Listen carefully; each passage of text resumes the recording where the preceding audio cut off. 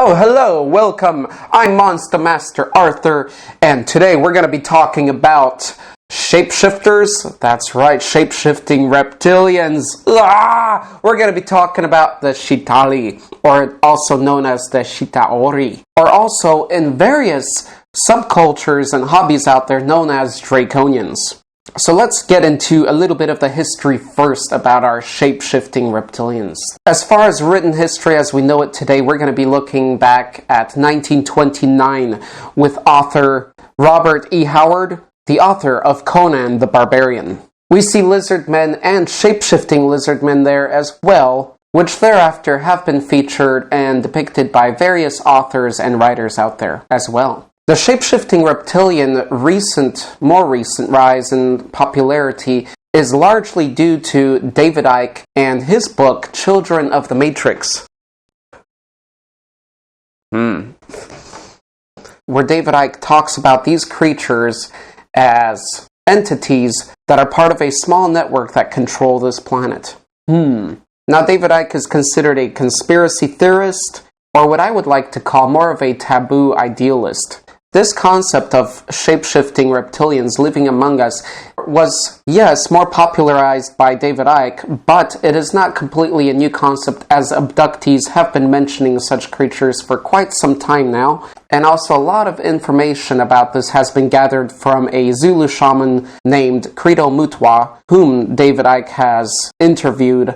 And you can see more of that in various places all over the internet. This concept of reptilians running the world is very much linked to the storyline of the movie They Live. Either way, whether you're a sci-fi freak or if you're interested in this kind of stuff, check out They Live. Some find this theory very unrealistic and impossible, while others find it reasonable in the realm of possibility. Now, going deeper, we can see that this whole shape-shifting reptilian story is not new. It's not recent. We can see it in the histories of cultures, of ancient cultures all over the world. Going to ancient China, we have the Naga, a half-serpent and half-humanoid that is a very important character in its ancient legendary history. Even in Vietnam, we have the very odd couple of the Red Demon leader and the daughter of the Dragon Lord of the Sea, parenting 100 eggs, and out of those 100 eggs, 100 sons came out and went to lead the various parts of Vietnam. Your leaders came from eggs. Some also believe that the shape-shifting reptilians are an adaptation from the time of the dinosaurs. The Aztecs also have a very fascinating ancient story on this topic, and the topic of giants, which also appear all over the ancient cultures. They write of a dual god named Ometecutli. They write of Ometecutl, or Ometecutli, a dual god, the ultimate god, that created 4 children, 4 lesser gods, one of which was Quetzalcoatl or Quetzalcoatli, the god of the East, which was a reptilian in form and somewhat, in my opinion, appeared quite similar to the Oriental dragon. And the Orients, the Asians, we refer to as the Eastern. Dragons of the East, god of the East.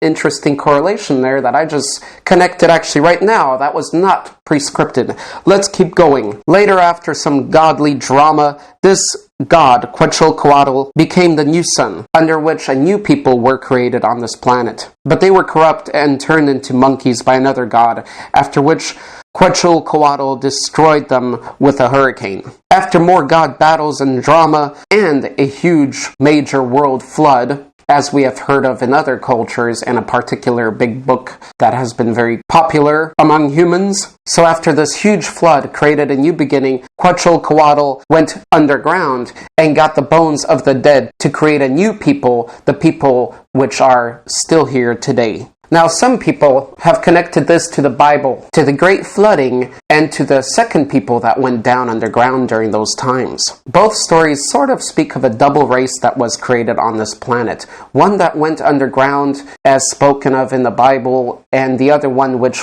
continued to survive on Noah's Ark and all that. And then Quetzalcoatl creating a new species of people out of the bones from the underground Which after then, in the other book, we read that the god created people in its own appearance, and that was a reptilian god. So, strange, weird connections here, just having some fun. And then you see Adam and Eve, yes, and very human as we know humans to look, form, and shape, chatting with the evil or the bad intentions of the snake, a reptile. Was it a snake, or was it actually a reptilian? Or was it a humanoid reptilian shape-shifted in snake form?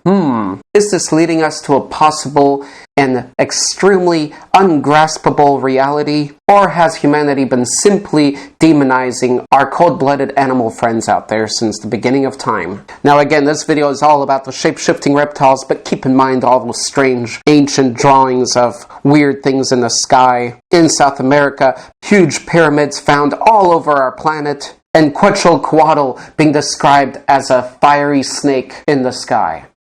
Enough of that. Alright, let's go into the appearance and all that good stuff about our reptilian friends today. Again, one of the most important things to note about today's monster is its shape-shifting ability, similar to that of werewolves, similar to that of jaguars, which were existent in South America in old legends, and also the tigers of Asia.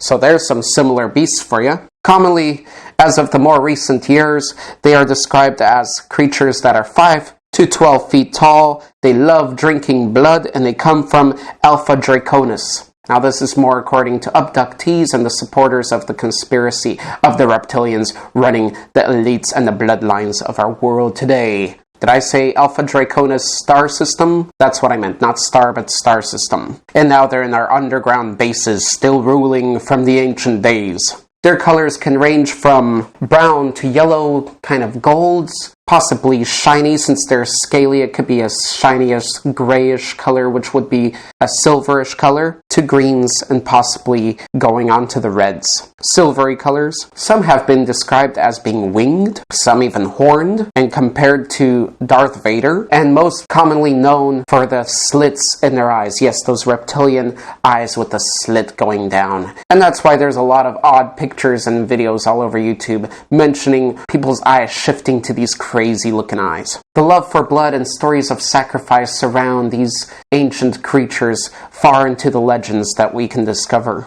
and that have been discovered. Many believe that they mix into the human race, creating hybrid creatures, and that you may even be an unknowing reptilian or half-blood. So look in the mirror and see if you can shapeshift your eyes. Is magic used by this race? Yes, it has been observed that magic has been used in this race in ritual format. We return to those ideas of sacrifice, ritualistic sacrifice, and blood drinking, and anything else connected to those types of events, and well, their ability to shapeshift. Alright, let's jump into the strengths and weaknesses of our draconian friends. Strengths: big, muscular, scale. That means they got natural armor. So when prepared correctly, a reptilian hide can make for some great and wonderful, strong but comfortable attire. Strong and deceptive with their ability to change form and be reclusive and ability to know how to play with your mind. The weaknesses: the reptilian brain. Yes, as we talk about in psychology, the reptilian brain is more based off of instinctual knowledge and such behavior. That's how these reptilian creatures are described as mentally as well. So it seems that they are fully reptilian-minded, lacking the other parts of the brains that mammals would contain. Therefore, a weakness could be that they are instinct-driven, meaning they could be predictable and be forced into making mistakes, lack of real deep creativity and emotional exploration, and apparently not having the ability to pronounce certain words. So figure out what those words are and go test out your friends. And lacking the ability to deny that they are a shape-shifting reptilian. That's right, so if you ask someone who is a shape-shifting reptilian whether they are, the only answers they can give you is yes they are, or they cannot answer it. If they say no they are not, then they are truly not. A true reptilian cannot deny their existence. Factions going to ufology and alienology out there. We got allies as some of the short gray aliens and possibly some of the tall gray aliens, as they often are found working for them. And enemies, the Pleiadians, the Syrians, and the Anunnaki. Anunnaki seemingly being in competition to control the world with these reptilians, and the Syrians and Pleiadians more in support of humanity as we know it today. Alright, let's get into one of my favorite things, the power level. 1 being a cricket, 5 being a giant, and 10 being an ever-existent, ever-knowing celestial being. I would place the shape-shifting Chitauri lizard men or women shapeshifters into a level range of 3 to 4, depending on their size and strategy. Just like humans. Humans are hard to categorize into a simple number because of their range of intelligence, determination, and other things that can create great heroes or great villains out there. So I would have to say 3 like other humans, but 4 reaching higher strengths and with added war experience and knowledge, having the ability to battle things larger such as trolls and ogres, and maybe even going beyond that. In a battle strategy, I would say take advantage of their aggression, instinctual nature, and strategize around that to destroy the Draconian as fast as possible. As far as other sources containing shape-shifting Draconians, there are tons. They have been in comic books, Spider-Man, even lately in the movie, many other cartoons, stories, books, fairy tales, and games. So keep your eye out on those lizard people out there, because they are much more common than you may have noticed. If the adventurous, brave explorers would like to delve deeper into this topic out there, do let me know and I'll make a video of an all-about shape-shifting reptilians just for you. But until then, one question remains here, and that is whether the corpse of a shapeshifter remains in its illusional form, or does it change back into its original form after death and decay?